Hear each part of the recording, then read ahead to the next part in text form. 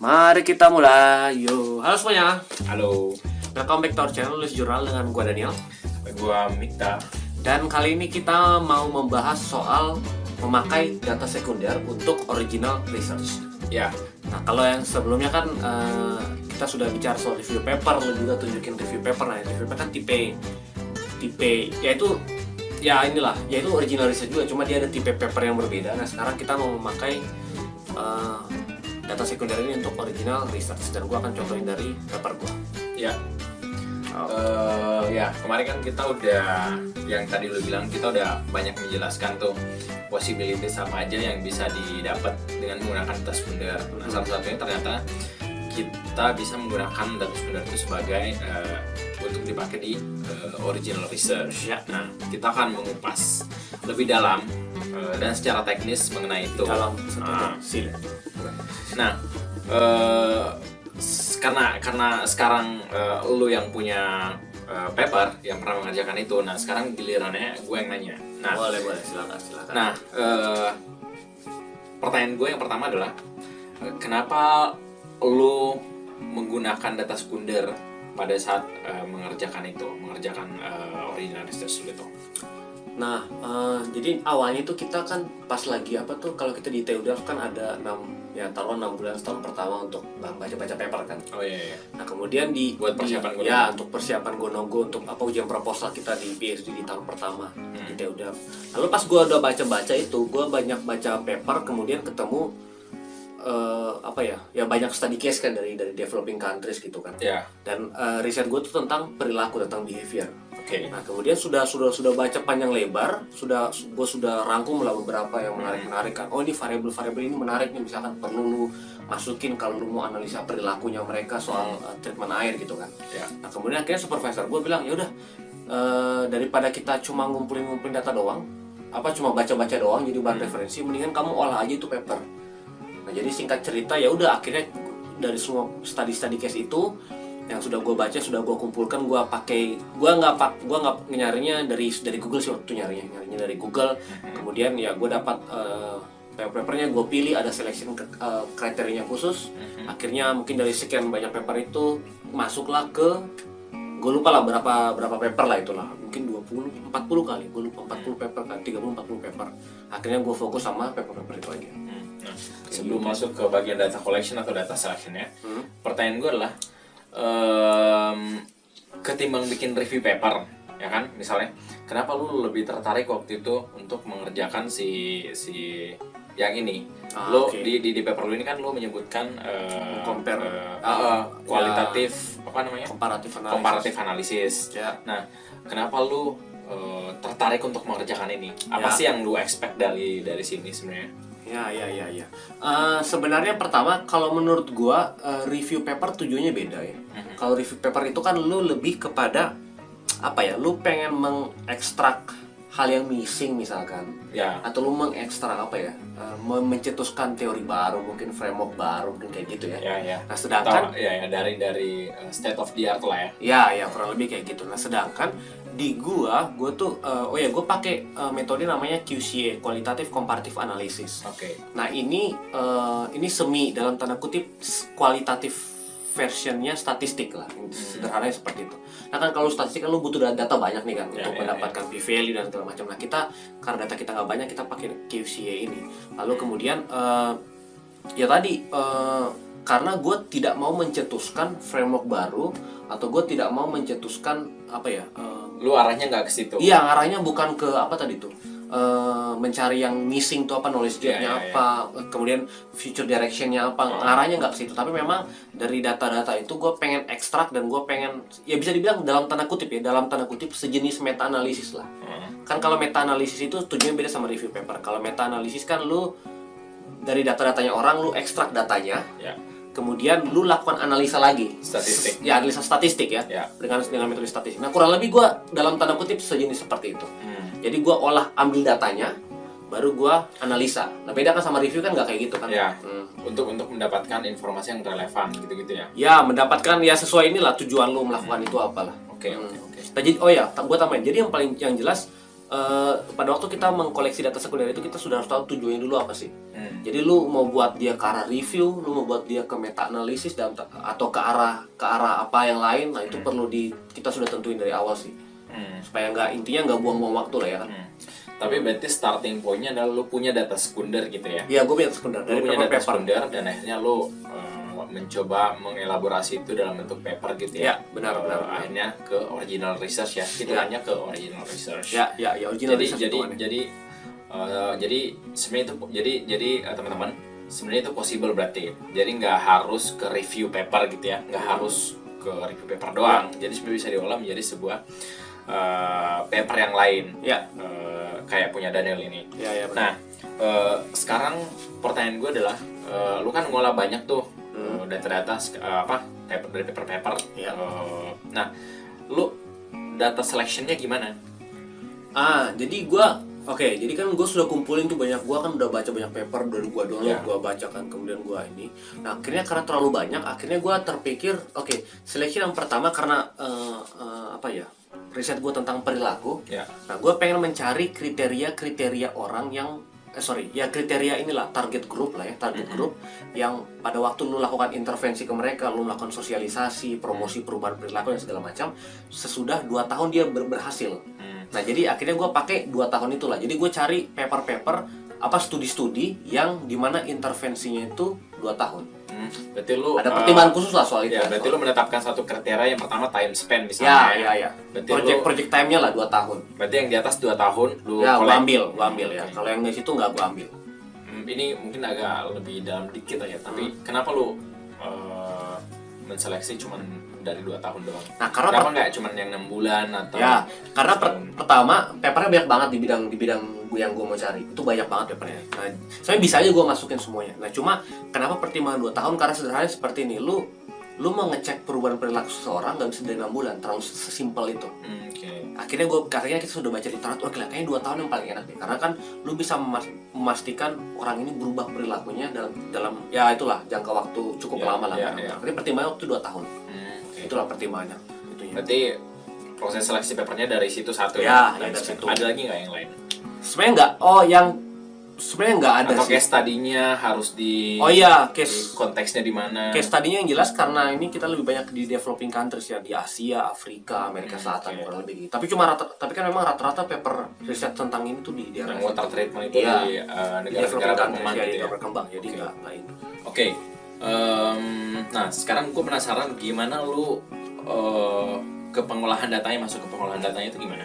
Nah untuk pengolahan datanya karena kita kan seperti kita menggunakan data orang lain gitu kan, data-data yang tersedia di paper-papernya mereka ya gitu kan. Nah, jadi tentu gue pengen mereka kan memiliki variabel yang berbeda-beda ya. Ya benar. Variabel yang diukur berbeda-beda dari semua paper-paper ini. Nah jadi gue mencari variabel yang pertama gue mencari variabel yang tersedia di semua paper-paper yang sudah gue seleksi tadi.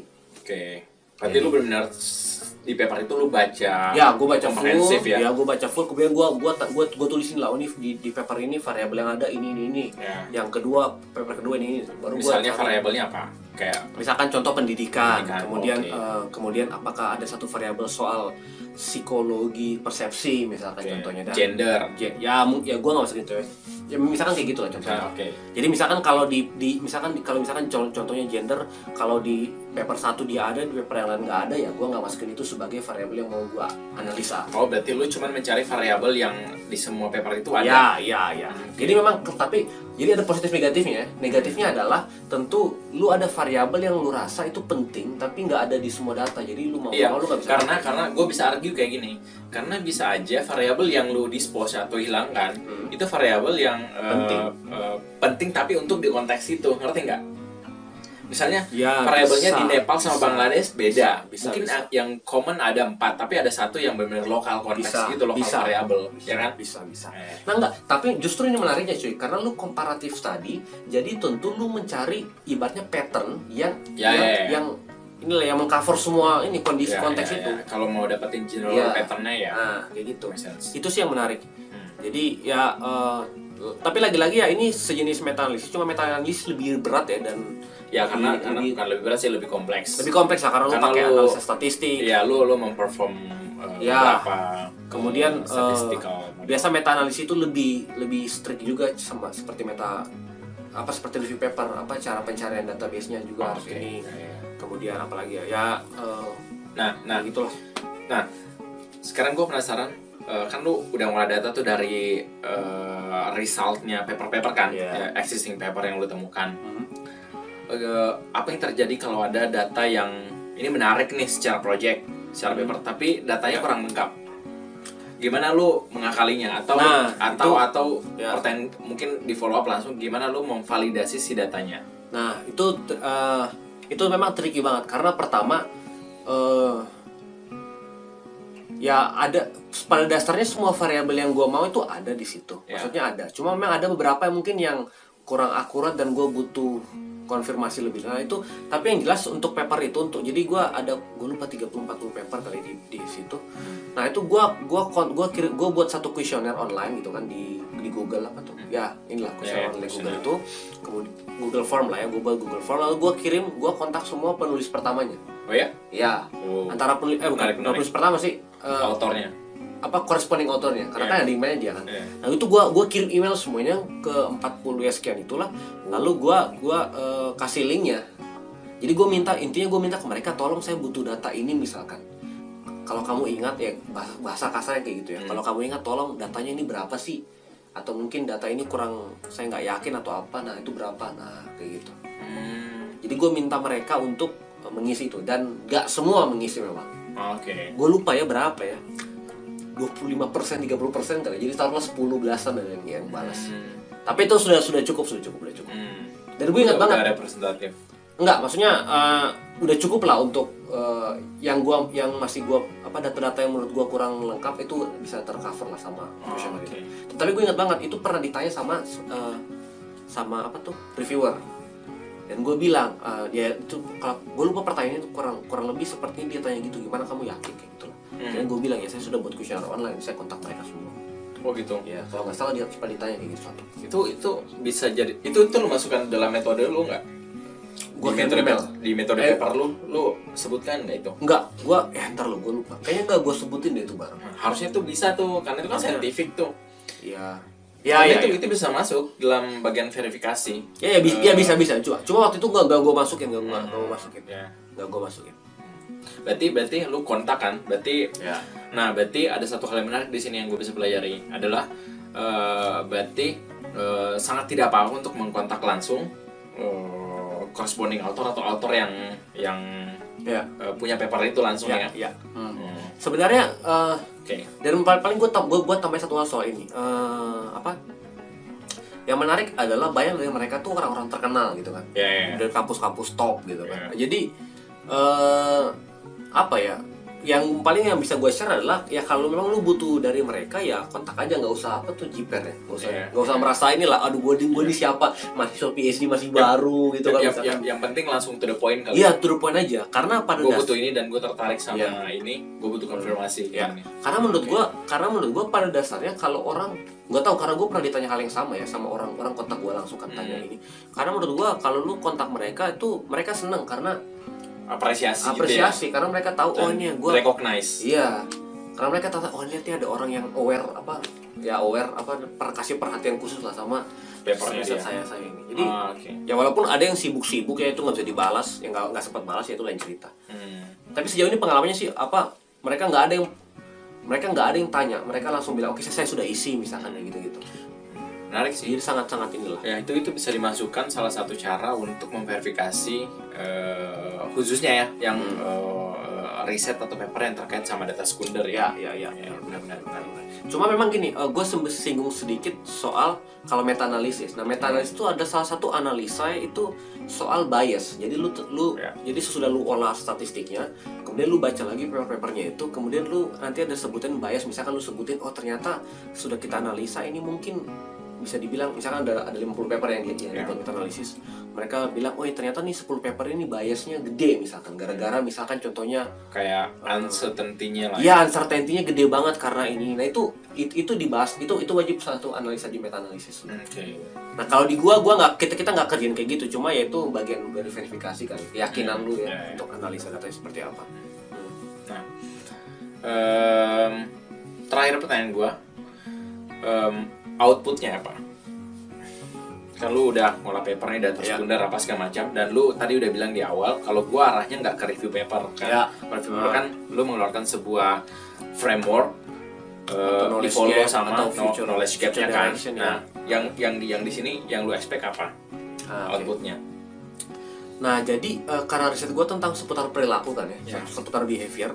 Nah kan tentu kan kalau jadi intinya pertama output variabelnya itu adalah apakah proyek perubahan perilaku ini atau program perubahan perilaku ini berhasil atau tidak.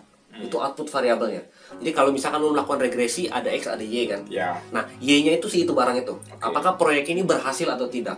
Nah, kemudian si X-nya itu variabel-variabel tadi tentang persepsinya mereka, tentang karakteristik sosial ekonomi mereka, misalkan pendidikan, kemudian level kekayaan misalkan, atau lokasi misalkan segala macam itu. Nah, jadi gue itu di metode QCA ini, qualitative comparative analysis, yang mau dicari adalah kombinasi dari variabel-variabel tadi, dari X1, X2, X3, kombinasi-kombinasi itu yang menghasilkan Y atau output yang kalau di kasus gue proyek yang berhasil. Nah, untungnya apa bagi gue researcher lain yang baca paper lu? Nah, sebenarnya tergantung interpretasinya bisa aja. Jadi misalkan dari analisa QCA itu salah satunya misalkan, jadi kalau lu mau buat intervensi ini berhasil, kriteria-kriteria ini harus ada di orang yang lu intervensi. Ketika gue mengerjakan proyek yang sama. Iya, jadi misalkan lu datang ke satu wilayah nih. Kemudian lu seberapa ibaratnya lu mau yakin oke ini proyek ini kayaknya kan berhasil dalam waktu 2 tahun, mereka akan berubah perilaku. Nah, lu bisa lihat dari kombinasi-kombinasi tadi, apakah misalkan gendernya kayak gini, educationnya kayak gini atau apa. Nah, lu bisa lihat dari kombinasi-kombinasi. Setidaknya punya gambaran awal aja, preliminary information yang kayak itu harus ada yang in common variabelnya. Nah, itu karena salah satu outputnya itu adalah necessary variable untuk menghasilkan outcome yang lu mau. Necessary variable. Jadi ada 2 output sih. Pertama kombinasi, kemudian kedua necessary variable. Nah, itu 1 variabel atau 2 variabel intinya, atau berapa variabel lah yang wajib ada nih supaya ini ada. Nah, nanti variabel khususnya itu tergantung lokal konteks kan. Tergantung objektif dari si proyeknya. Tentu. Variabelnya kan bisa beda-beda. Tadi X1, X2-nya bisa tergantung Y lu apa kan, tergantung ini. Tapi itu salah satu metode lah di alternatif untuk statistik lah, atau alternatif statistik lah. Itulah intinya. Menarik. Nah, apalagi. Jadi cukup menarik sih. Jadi itu salah satu. Nah, teman-teman mau ngingetin. Jadi kalau mau baca full papernya nanti bisa di-download. Nanti kita kasih linknya. Silakan dilihat. Tapi yang menarik adalah bahwa Daniel pernah ngerjain original research, tapi base-nya itu data sekunder, kan melakukan analisis gitu loh. Jadi yang bukan ke review paper arahnya, cuman dia mengolah lagi result yang orang punya, data yang orang punya, terus dia olah lagi. Itu kan berarti bisa bilang bagian dari reproducible, ya kan? Ya nggak sih? Lu melakukan lagi gitu loh, mereproduksi, sehingga hasilnya orang lain, sehingga menghasilkan suatu informasi yang baru. Yang relevan dengan objektif lo. Tapi gue mau tambahin 1 hal cuy paling. Ini tuh gue bersadar kalau lu menggunakan data sekunder, apalagi lu compare beberapa data, itu powerful banget karena itu lu lu berusaha mengambil pattern dari hal yang lebih, nggak cuma di satu konteks aja gitu loh. Sama kayak review paper sebenarnya. Jadi kayak meta analisis segala macam itu powerful banget sebenarnya karena lu lagi berusaha melihat dari nggak cuma lokal konteks misalkan, tapi dari global konteks tuh seperti apa, dan itu paper-paper yang calon impact factor itu tinggi lah intinya. Karena lu tuh itu inilah. Ini lu publish di mana sih ini? Ini gue publish di NPJ Clean Water, di bawahnya Nature. Impact factornya 4 berapa lah gitu. Tinggi. Mantap. Menarik. Gue boleh tanya satu lagi nggak sih? Limitasinya apa? Maksudnya limitasi apa nih? Metodenya atau mungkin future directionnya apa? Yang lu sendiri dari pengalaman lu mengerjakan ini, kayaknya gue harus mengadres ini nih nanti nih kalau gue bikin lagi, atau kalau ada yang mau bikin kayak gini serupa misalnya, oh jangan lupa nih karena gue miss di sini atau gue kekurangan bagian ini. Paling yang gue saranin karena ini tidak benar-benar meta analisis, jadi metode pencarian papernya kurang begitu apa tuh? Nggak kayak review paper lu gitu loh. Nggak kayak review paper lu kan sistematik banget kan. Ada kata kunci. Nah gue boundary-nya jelas. Iya, nah gue nggak seperti itu. Jadi bisa aja ada paper yang miss. Ya. Bisa aja. Bener. Cuma menurut gue kecil sih kemungkinan ada yang miss karena cukup ini. Tapi ya itu yang perlu gue perbaikin sih. Itu berarti kan lu bisa tetap ini tapi tinggal di-update kan. Tinggal di-update sebenarnya literaturnya. Gue berteringat meta analisis atau pengguna data sekunder ini banyak lo yang update. Jadi misalkan contoh nih, gue teringat di ini dia misalkan pakai meta analisis publish papernya taruhlah 2015. Ya. Artinya kan paper lama sampai 2015 kan. Ya. Kemudian misalkan tahun ini dia publish lagi tapi yang menggunakan data dari sebelumnya sampai 2019 misalkan. Jadi dia update. Serius bisa? Iya ada. Oh gitu. Gua ada satu gitu. Jadi sistematik meta analisis tapi dia gitu. Ya dia bisa aja kan dalam jangka waktu 15 sampai 20 banyak paper publish lagi kan. Jadi dia update lagi itunya. Ada karena, gitu. Karena banyak yang berpengaruh teknologi lah, apalah socio culture-nya lah gitu. Nah, jadi bisa juga kayaknya gua akan upgrade kali. Ya, boleh juga sih. Setelah 5 tahun gitu. Ya, sudah 5 tahun gua update lagi gitu. Menarik ya. Oke. Lagi ada hal lagi nggak? Kayaknya itu aja sih. Oke. Sip. Udah kita close aja? Boleh. Oke. Paling gitu aja dari kita. Semoga bermanfaat dan berguna. Yang jelas data kita tuh intinya kalau gue sih yang gue tekanin, lu bisa buat paper dari data apapun lah. Jadi kalau lu nggak punya data, usahalah data sekunder, data apapun. Lu cek video kita soal data sekunder ya. Situ kita banyak bahas soal sumber-sumber data apa aja yang bisa dipakai. Jadi yang jelas jangan menyerah lah. Selalu ada jalan untuk melakukan analisa dan riset lah intinya. Yang penting transparan, transparan itu dan penting. Reliable ya. Ya reliable dan bisa. Ya itulah reliable, bagian dari metodenya kan harus dijelaskan secara cukup bagus. Oke, paling gitu ya di video kita kali ini, dan jika berguna silakan like atau jika ada ide-ide video yang baru silakan dikasih ke kita. Karena kita juga mencari ide-ide yang baru yang bisa dibahas terus. Lalu jika ada komen tambahan silakan aja di komen atau kontak kita secara email atau di Instagram juga ya. Jangan lupa follow Instagramnya kita. Lalu apalagi ya, di-share ke orang lain juga jika video ini dan jika channel ini bermanfaat. Dan sampai jumpa di video-video kita yang lainnya. Oke, semoga sukses dalam penulisan jurnalnya dan bye-bye.